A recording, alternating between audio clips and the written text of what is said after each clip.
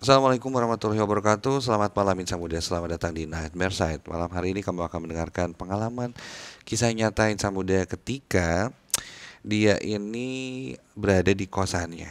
Jadi seorang pegawai minimarket yang kosannya tidak jauh dari tempatnya dia bekerja, dan ternyata ada gangguan-gangguan yang selama ini ketika dia tinggal di sana tuh nggak pernah ada.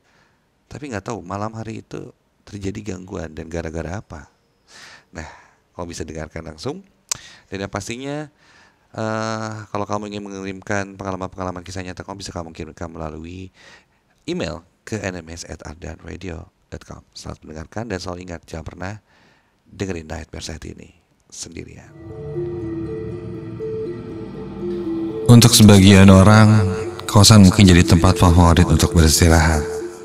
Apalagi untukku yang belum mempunyai tempat tinggal sendiri. Dan jika harus bercerita tentang kosan, banyak juga cerita mistis yang sering terjadi.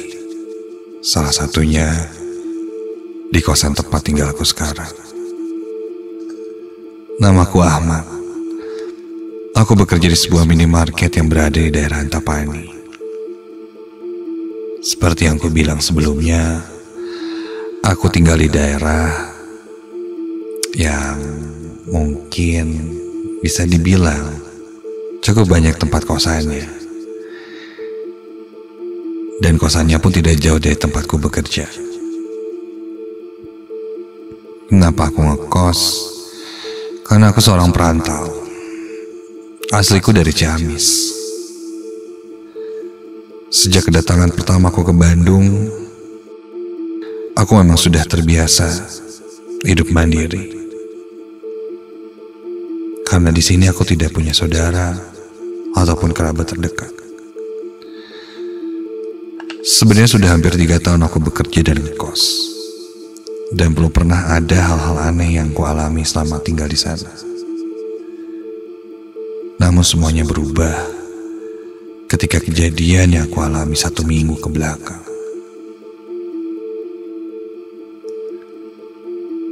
Kosanku ini bisa dibilang kosan yang cukup besar.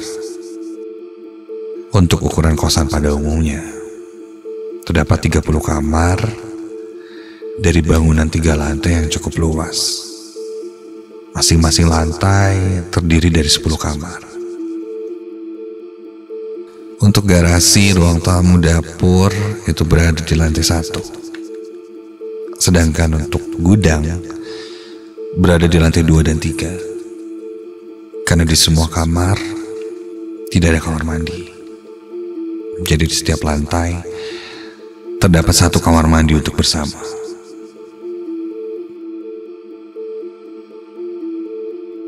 Sampailah pada hari itu,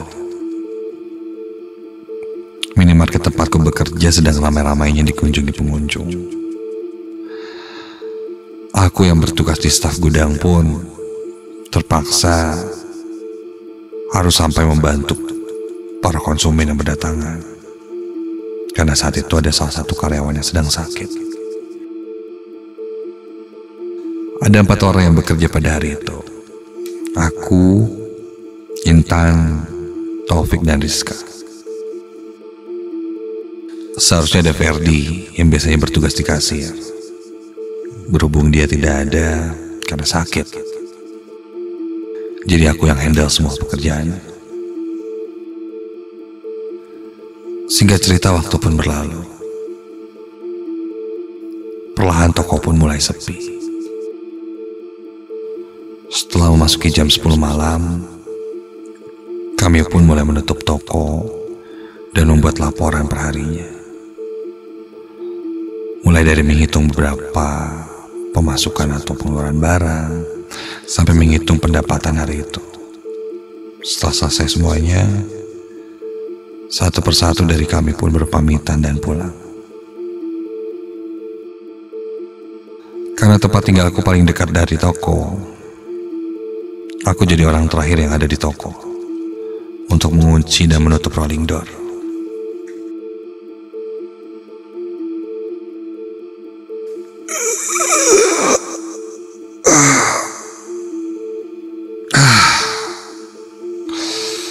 Badanku cukup lelah seharian bekerja. Setelah memastikan semua sudah terkunci, aku pun mulai berjalan ke kosan.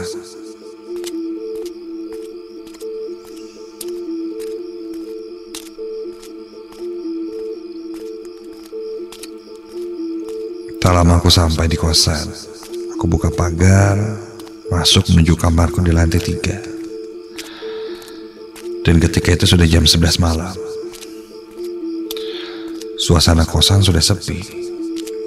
Tumben banget. Biasanya masih ada suara hahihi anak-anak kosan yang masih begadang. Aku lewati lorong, kondisinya agak gelap. Karena pencahayaan hanya dari lampu bohlam saja, tidak begitu terang.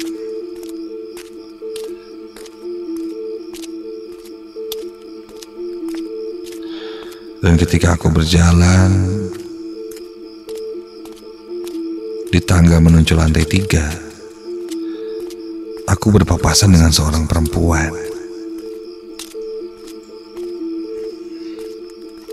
Perempuan itu melihat ke arahku sambil tersenyum. Lantas aku membalas senyumannya. Namun rasanya aku belum pernah melihat perempuan itu.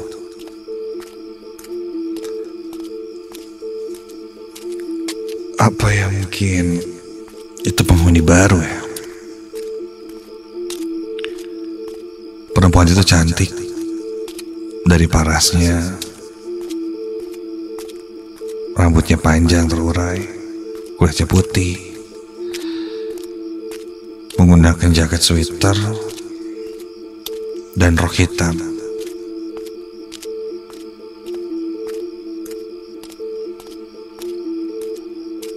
Setelah berpapasan dengan perempuan itu, aku baru menyadari sesuatu. Bentar. Ini kan kosan cowok. Kok ada cewek ya di kosan cowok? Jangan-jangan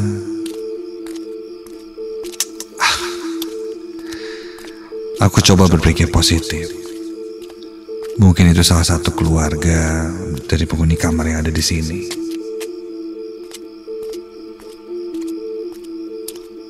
Ku dengar suara langkah kakinya menuruni tangga. Karena penasaran, ku tengok lagi. Dan ketika ku lihat,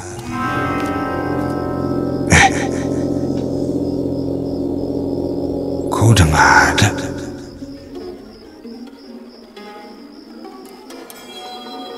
Tangga dari lantai 2 ke lantai 3 ini cukup panjang.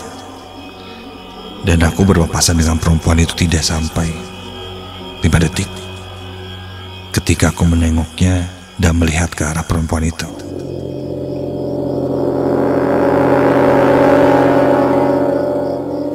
Tapi dia sudah tidak ada.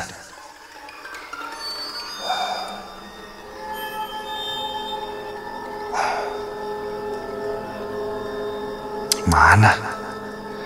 Oh, mungkin udah masuk ke salah satu kamar di lantai 2 ya.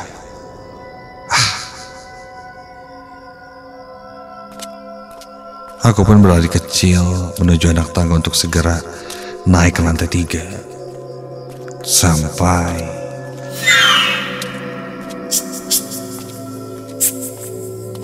terdengar seperti ada yang memanggilku.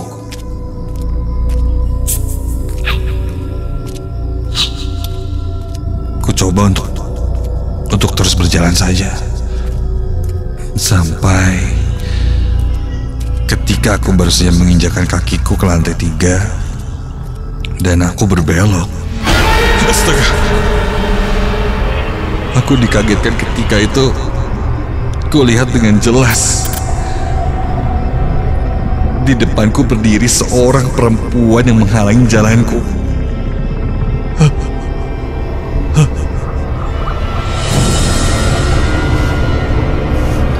Dan itu perempuan yang sama yang seperti kulihat berpapasan tadi. Namun ketika kulihat wajahnya, ini wajahnya berubah menakutkan.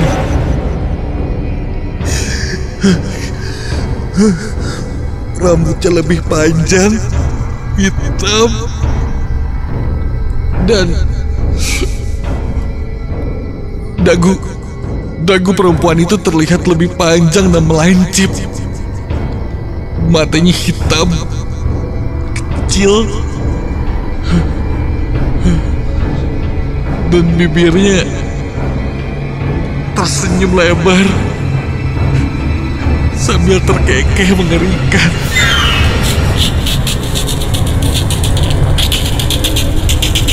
Aku hanya bisa terdiam tidak berdaya melihat sosok itu sampai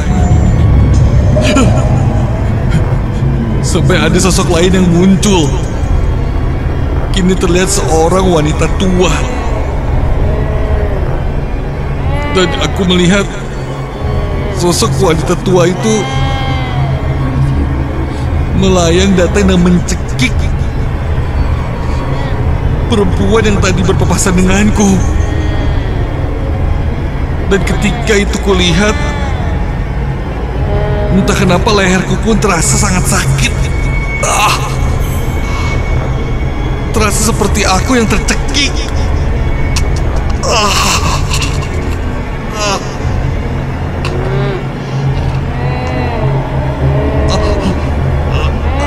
Aku tidak bisa menahannya sampai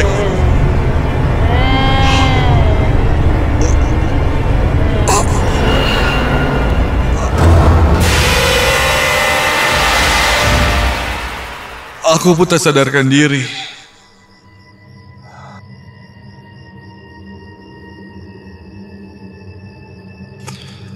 Ketika terbangun, aku sudah berada di depan pintu kamarku, duduk tertidur di depan pintu. Salah satu teman kosanku membangunkanku dan aku masih syok dengan apa yang kualami semalam. Temanku berkata kenapa, menanyakan kondisiku, apa yang terjadi semalam. Sampai akhirnya ceritaku ini menjadi pembicaraan seluruh penghuni kosan. Dan salah satu penjaga kos di sana akhirnya menceritakan bahwa dulu di tempat ini pernah terjadi sebuah tragedi. Ditemukan mayat seorang perempuan dalam posisi yang sudah tergantung. Namun entahlah itu bunuh diri atau yang lain. Dan mungkin kejadiannya di salah satu kamar yang ada di lantai tempatku tinggal. Mendengar itu aku benar-benar syok. Hanya bisa terdiam. Karena aku tidak habis pikir adalah kenapa kejadian ini baru terjadi. Padahal aku sudah cukup lama tinggal di sana. Kenapa hari itu terjadi? Itu masih jadi tanda tanya besar bagiku. Apakah mungkin itu hari kematian?